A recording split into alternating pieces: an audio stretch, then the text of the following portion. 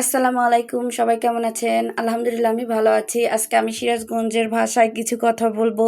তোমরা সবাই সিরাজগঞ্জের ভাষা সবাই কম বেশি জানো। আজকে বাসায় থাকতে থাকতে আর ভালো লাগলো না, তাই সবাই মিলে চলে গেলাম রাসেল পার্কে। রাসেল পার্কে সবাই চেনো, আমাদের সিরাজগঞ্জের মানুষ এমন কোনো মানুষ নাই যে রাসেল পার্ক চেনো না। আমার মেয়েটাও সবাইকে বলতেছে যে হাই বন্ধুরা, তোমরা কেমন আছো? আমিও বললাম বন্ধুরা সবাই ভালো আছে, তুমি আইসক্রিমটা খেয়ে নাও।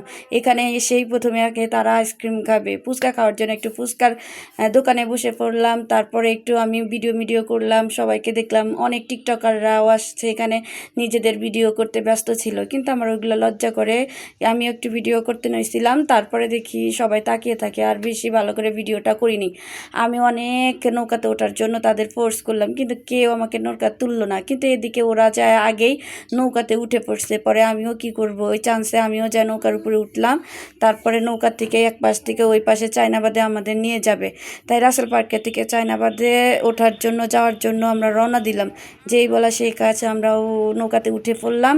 নৌকাতে সেই ঢেউ ছিল, আর গরম বলতে কিছু ছিল না, বাতাস ছিল প্রচুর। আমার অনেক ভালো লাগলো নৌকাতে উঠে। সেই পর্যন্ত, বাই বাই।